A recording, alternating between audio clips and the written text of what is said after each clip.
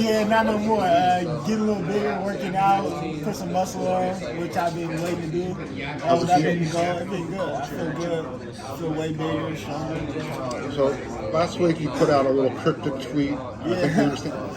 How do you become a freshman All-American but not even get a mention in the preseason competition? Yeah, it messed with me. It kind of bothered me. I felt a little disrespected, and I tweeted. But I just showed what I'm gonna do during the season. Does that put that extra chip back on your Yes, shoulder? sir. Push the chip right back on my shoulder. Where do you see yourself improving? How much have you improved this offseason? Like, what's one spot where you think you improved most? I feel like I improved on being more vocal out there, taking that role that the coaches expect me to take. I feel like I got bigger, way faster, which everybody been waiting for on the coaching staff, getting stronger, and you can tell just by workouts, pushing weight now. Can you talk about the number change? Oh yeah, just wanted to change my number after last year. 27 last year was just, I felt like a number I was given. I didn't really choose it. But Some different guy. yeah, some different guy. Yeah, I feel different this year, so I wanted to change it this year.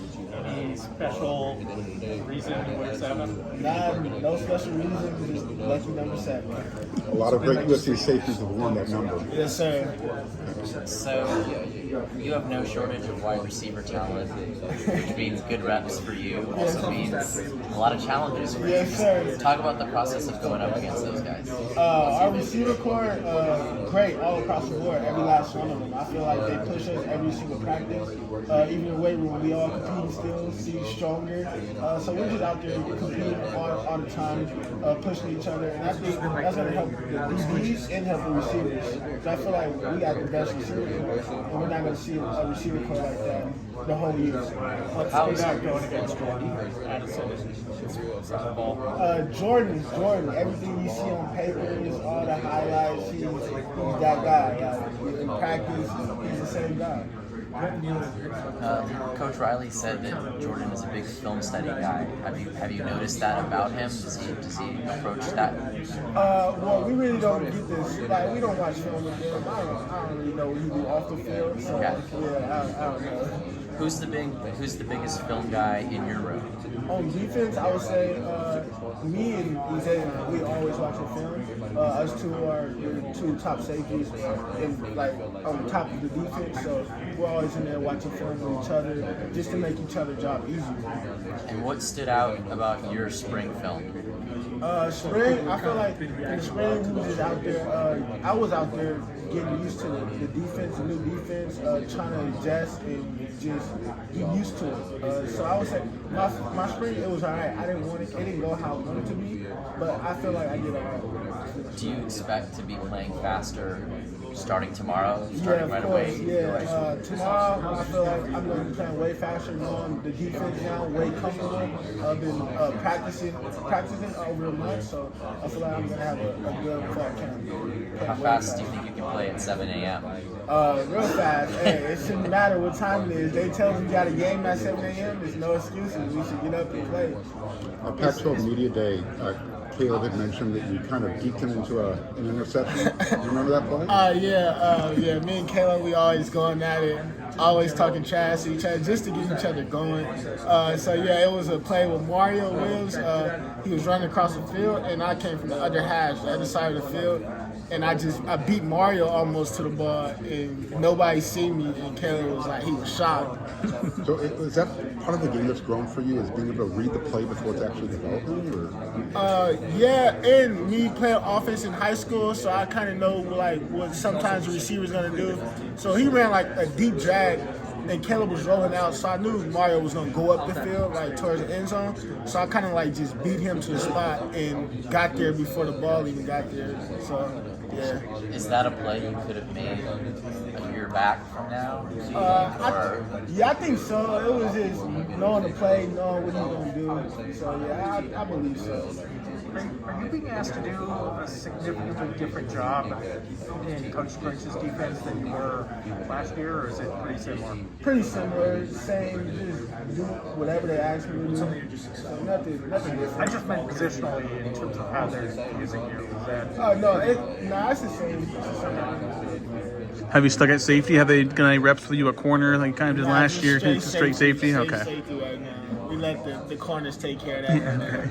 A lot of guys did some cross training in the spring. Was it easier for you to maybe kind of have your home and know where you're going to be positionally? Yeah, I would say that. Yeah, me being home, me being close home, it made it way easier for me to train. Even like when we're on break and go back home, a lot of people that go out of state. Me, I'm just down the street, so I always work out when I can on my free time. And in terms of your position, was it helpful that you were kind of knowing where your reps were going to come from every day? Yeah, I would say that it was really helpful. Thank you, Calen. Always want the best for you, so I would say I got used to the new coaching staff, and then they know what to expect out of me. And for me now, it's stepping into that role, that vocal role, being the guy on the defense back end, talking more, kind of becoming a captain. Kind of. Does that fit you? Kind of your personality and style to do that? No, not at first. At first, it did not fit me. I wasn't the guy to talk, to get the team rattled, or give motivational speeches. I always go out there and just work, not say too much. But then when the coaches, he probably put me to the side, like, we need you to talk, or you have to do this, then I would get out and start talking to everyone, especially the back end, because we're all close on the back end, on the field and off the field. Use the word swagger with a while ago. Is that something you guys lost last year a little bit? Yeah, I would say last year we didn't have that swagger to us, as we would say. So I think we lost it, like just the USC swagger, how we know USC play football, what we seen growing up and watching USC, that USC. I think we're now bringing that back into the program, and that's going to help a lot. You know, this particular transfer portal year, USC added not just a lot of really good players, but players from great programs where they have swagger. I mean, you don't leave in Oklahoma without swagger. You don't leave in Alabama without swagger. What was it like having guys come from schools where, you know, you have a lot of respect for those schools too, and have them come in here and kind of bring their edge to this too? Well, a lot of them guys, like I would say Shane Lee came from Alabama. That's, as you see over the years, they've always been the top school. They know what it takes to win. They've been winning for the past years. So he knows what to take to win. Lincoln Riley, he's been having good years ever since he's been in college football.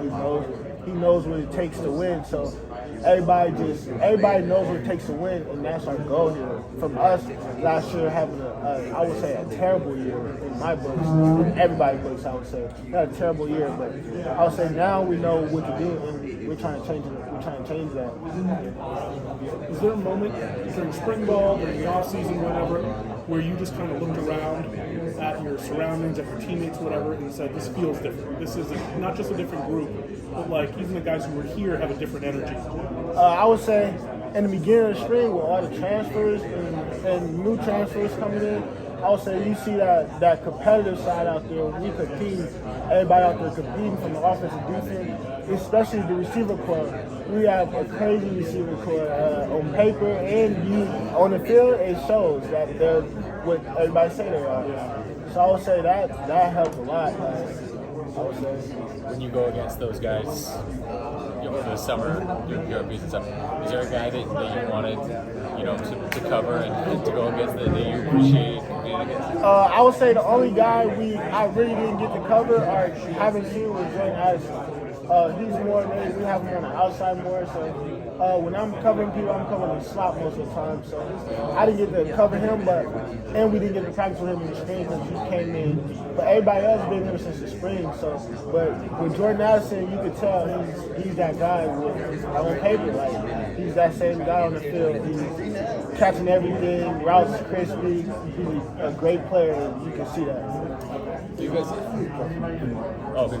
added Bryson to the group. How's he fit in? Has he come in? What's that? I guess the whole mix like in the same right now. Bryson came in real comfortable, talked a lot.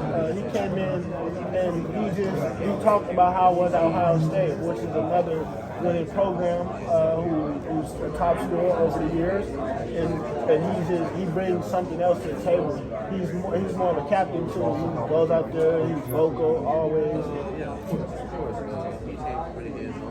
How do you carry the momentum you had from last season? You in particular, you had a great season last year. How do you carry the momentum into this season? I feel like from last season I had a real good season for a freshman, as people would say. But I think this year I still feel that chip on my shoulder, still feeling counted out, and I would say this year I'm just going into this season with that chip on my shoulder and still trying to be better than last year and improve, but still proving everybody else wrong. What are your goals for this season? Do you have any? I have no goals really. Just go out there and play football and do what I do best. You hear some coaches talk about team, you hear some coaches talk about program. All day long I've been hearing about organization, and that's something that really comes from Lincoln on down. How have you seen him pay attention to little details that maybe you don't expect the head coach to pay attention to, or little things that you notice that have changed in this program that feel like are getting accounted for that maybe weren't held accountable after?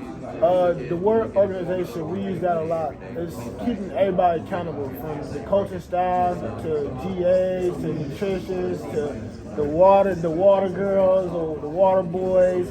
Just keeping everybody accountable and make sure everybody on the same page and just trying to be perfect, I would say. We pay attention to like just the small details always, I would say. And even Lincoln, he paid attention to the small details, and he used this quote like, how does it go? Like, good teams are run by coaches and great teams are run by players, what we preach.